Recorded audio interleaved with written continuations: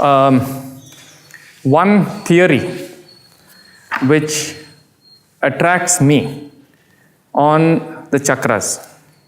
Okay, and I'm getting into very dangerous territory. I don't really like to get in here, but I think it's important. Right? So generally they talk about these 6 chakras, Mooladhara, Swadhisthhanam, Manipurkam, Anahatam, Vishuddhi, and Ajna. Now one theory is that this is the level where the male and the female are in complete embrace. Yeah? And therefore, there is no understanding. There is the mind which is here cannot separate anything from anything, cannot separate itself from the outside and all of that. And therefore experiences various kinds of tossing and turning and ecstasy and hell and all of this without ever understanding why any of this is happening to me. Yeah? And this is usually attributed to the earth. That I and the other become one composite material, and so whatever, dense and this and that I can't make out anything. Right? And a mind that is here is also unresponsive to the outside or sees the outside in demonical pictures. Yeah? At the next level, these two are in touch, and there's an understanding. This is the water level. There's an understanding that there is a cause effect here. That my ecstasy is not just mine, my ecstasy is because of something else, or my hurt or my anger or something is caused by something. And then what happens here is there's a tremendous energy to say that which is giving me pain must be conquered and killed, and that which is giving me pleasure should be completely captured and kept with me. And also, there is a loss of boundary also in this process.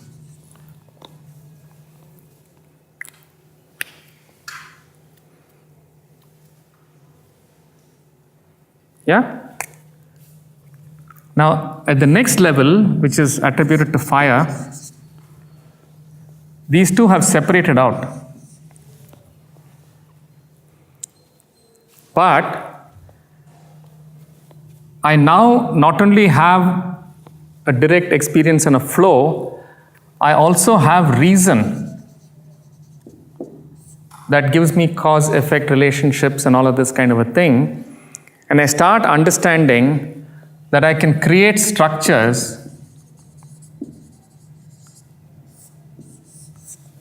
rules, and ways to control the other and keep it within a given space. But I'm also giving it, I'm not making it captive like this and enslaved, but I put it in a box. My impulse is to control this, to ensure that this is available to me when I want it. And that it will be available to me in a way that is predictable, repetitive, etc., etc. And that's not enslavement. The enslavement is bound and kept there, and so the moment you move and you become the other form, I'll kill you.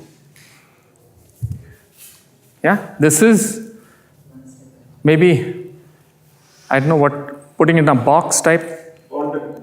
Huh? Bonded. Bonding. Bonded labor. Yeah, bonded labor, that whole thing, yeah, of creating rules and roles and hierarchies, and all of this is part of this mind. Yeah, and each of these is a complete psychosomatic structure of the mind. So the mind is stuck here, the entire body, everything has an effect of this. usually the movement from here to here is considered very difficult. When you move here, you give freedom. But in the process of giving freedom, you also generate all kinds of anxieties. And you're wishing for the other. All the music, that's the Viragatapam music, of separation, waiting for the beloved and all that, is actually from this level. And this is the level where you actually start to lose your sense of exclusive self. Till this, you're caught with an idea of self, whereas here you actually start appreciating that there is a self and the other, and therefore love and affection and all that actually start only here. And the absence of the other causes the cloud to remain. Yeah? So it's a smoke form of the other remains.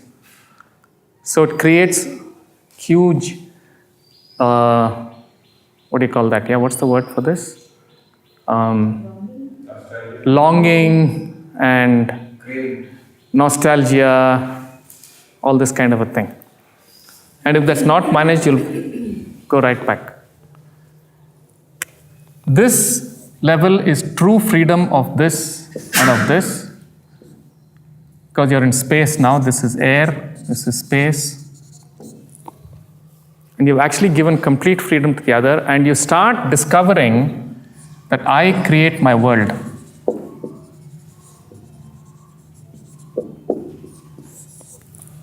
Okay, so that Shabdartha Jnana Vikalpaihi, all that, you start understanding that I create my world. Right?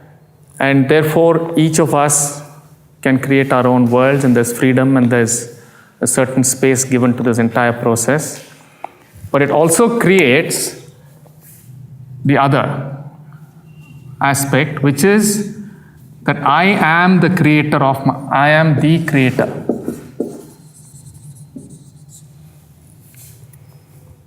So this is when you have stories like Bali Chakravarti, for example. So Bali is the son or the grandson of Prahalada, who's a great yogi, who's achieved. So this man has all these advantages, and he's actually born into this tremendously beautiful space. But he forgets. And therefore, after having made the conquest of all the earth and got all the wealth, he still holds the sense of egotism inside him, and he has to be dealt with. Yeah? So this is also the space of devas and asuras, where I actually get in touch with very subtle energies within, and I know that I create, but I can get caught with the bhoga aspect or the other. And it's only when I come here that I understand, I don't know how to draw this, because there is really no self, there's really no other, and I'm in touch with the entire creative process as it is happening. So until this level, there are various levels of Chittavritti. And only here you come to Nirodha.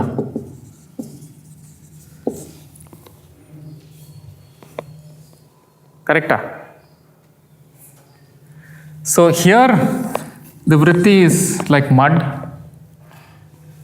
Here it is jumping around and all this kind of a thing. Here it's capable of some degree of focus, little bit of understanding. From here it starts becoming capable of inquiry, it actually becomes extremely interested in inquiry because science and reason, which is not just this. Aurobindo, for example, calls this the lower mind and this the higher mind. So here you actually start examining scientifically. Yeah, here you just take the laws and act on them, kind of a thing. And this is even subtler levels of inquiry, etc., etc. This shift from here to here is a huge shift. And very often, most of the stories of asuras and all that who get all these powers and then fall back is because they make these shifts at some point of time, get some great powers, like Ravana gets this fantastic power from Shiva. And he can music and all of that. But then something from here is unresolved, so he falls back. So Vishnu has to come to help him. Whatever, these are the stories. This is actually where the Purusha and the Prakriti meet. Okay, so this is that whole involution, evolution, all this kind of stuff, yeah. So what Aurobindo says is that going from here to here and all that is okay. And touching this once in a while and having this extraordinary personal experience and all is fine. That is not integral yoga, he says. He says yoga is to then make sure that this comes down and transforms matter. Okay, now yoga also says this. It talks about Prakriti Apurnam and all that. It's there in another chapter. But he explicitly talks. His entire focus is just on talking about this. Saying it's not just enough to have a personal experience of going up, which you can through meditative practices. Once in a while you can touch something inside you. But that's not it. How do you bring the whole thing down so that this gets imbued with the other, etc., etc., etc. The Yoga Sutra simply says vritti sarupyam itaratra and leaves it. But in the explanations, it does talk about mind as mud and mind as this and mind as that and gives some idea of this. And also this is very close to what he was asking about the koshas. Annamaya kosha, pranamaya kosha, manomaya kosha, vijnanamaya kosha, anandamaya kosha. Kosha means an entire psychosomatic system. The envelope of me. We shall go into dukkha.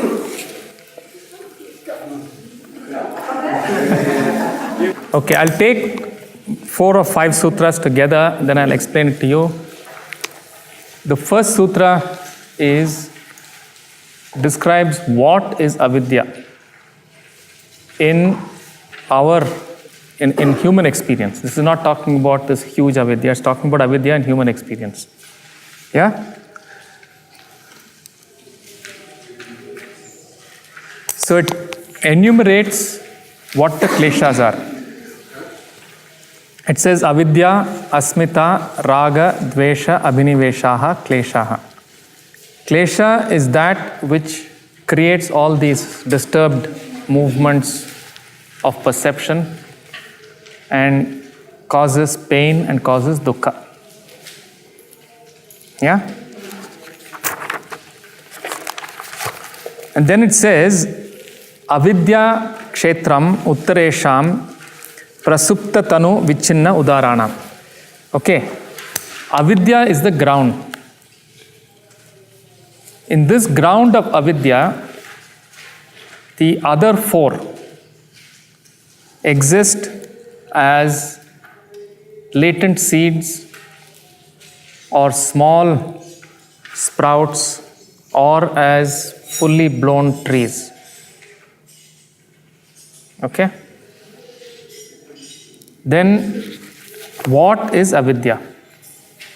Yeah? Anitya, that which is not permanent, you assume or you conclude is permanent. Ashuchi, that which is not good, clean, healing, healthy, you take as the opposite. That which is going to give you dukkha, you take as giving you sukha. Okay? That which is not enlivening, that which doesn't have life, anatman, you take as life, as living. Yeah? And this is a khyati. The word khyati is important. Khyati is like an aha experience.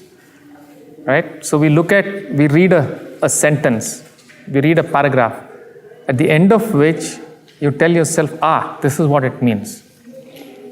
That is the khyati. So what happens is, I look at life, I experience a number of things, and then I say, this is reality.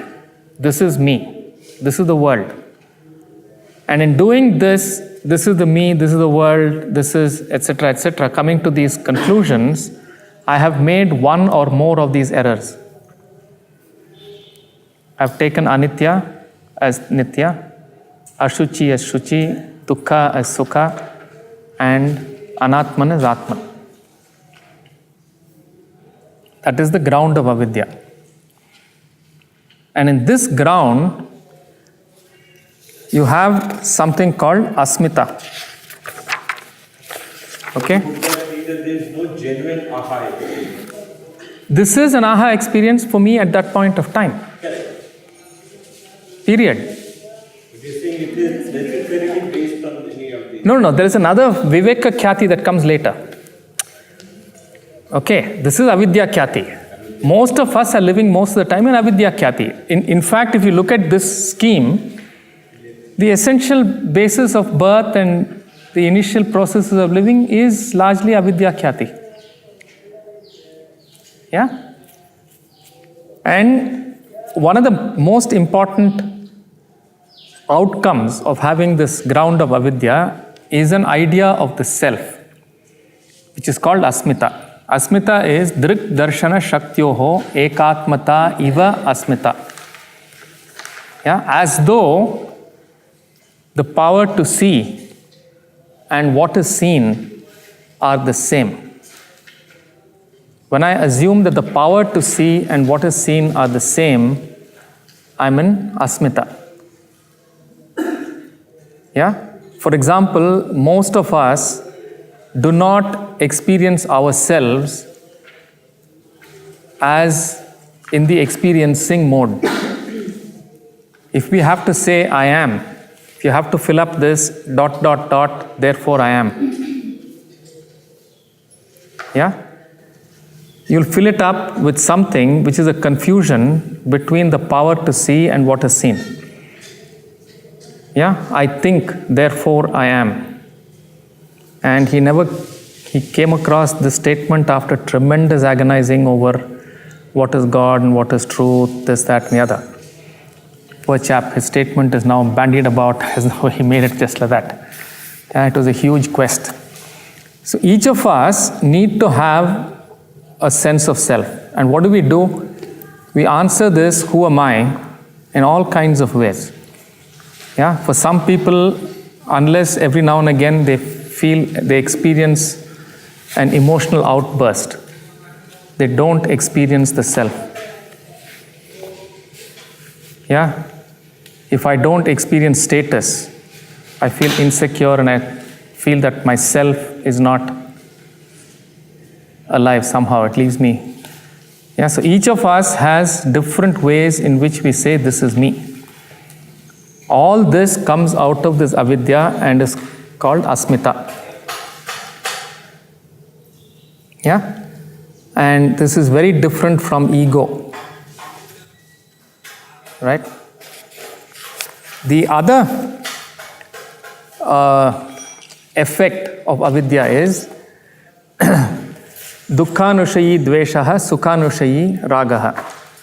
Dvesha is when I experience a pain and I tell myself I should do something so that I never again experience this pain. That is dukkha. Okay? Now it's very important to note that the Yoga Sutra never says no pain, no joy, no this, no that. It never says that. Okay? It says, once you've experienced pain, if you then go about pretending that that is, or assuming that that is permanent, or that can recur in the same form again, and therefore start building all kinds of things to say this should never happen again, and create a kind of an anger or a hate against this, that causes dukkha. And that is called dvesha. Dukkhanushayi dveshaha. Yeah? Sukhanushayi ragaha. Exactly like this, I do the opposite. I run behind pleasure and become pleasure seeking.